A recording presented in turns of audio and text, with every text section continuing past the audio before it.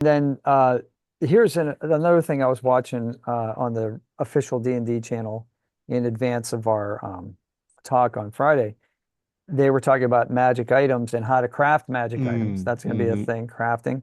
And so you have some things in the book that you wrote, right? That mm. where you have tables where you give different kinds of color to various things. So what I was thinking of was, well, promote your book, talk about your book. The Game Master's Compendium of Explosive Creation, available now at Drive-Thru RPG, has, among many other things, hundreds of magic items.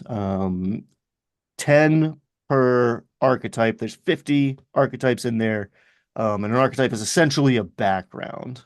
So nothing too crazy. Some of the higher entries are getting into like rare, potentially very rare territory, but a lot of stuff that you would feel comfortable handing out at tier one.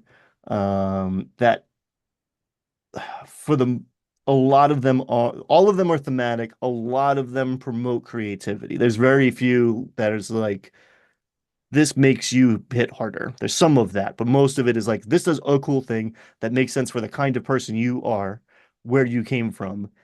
And I can think of a few creative ways to use that, and I'm sure you could think of a bunch more. So, yeah, that's one of my favorite and one of my players' favorite aspects of those tables.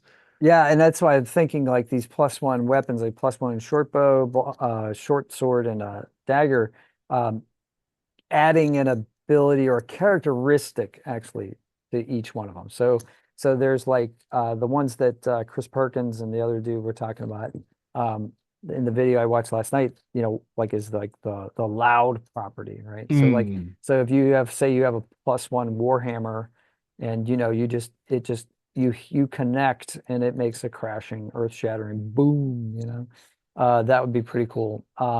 For a rogue, obviously, you don't want anything like that. But maybe you have something that kind of whispers, like every time you hit with your short bow, if it connects, goes, got him, or drat if it misses. But just Nice. a little personality. And then it there was a story actually. They've actually found that's not a story, it's actually archaeological evidence. They found these sling stones. That the ancient Greeks used to fight the Persians and each other.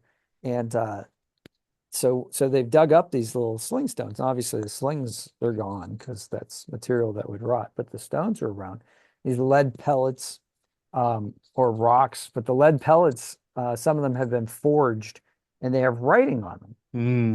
Mm. So the one that they have, I think it's in the British Museum, actually says, "Take that." So you could have like that kind of character, Ristic with your sword, or could have writing on it, or you could have magical runes, or something that doesn't, like you said, doesn't affect the mechanics of the gameplay, but it gives it some flavor, right?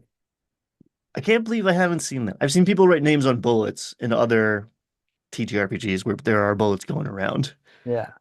But yeah, I've never seen someone like sign an arrow. Every once in a while, someone will try to will attach something to like will attach a scroll to an arrow to send a message or something. Right. But like, yeah, signing your or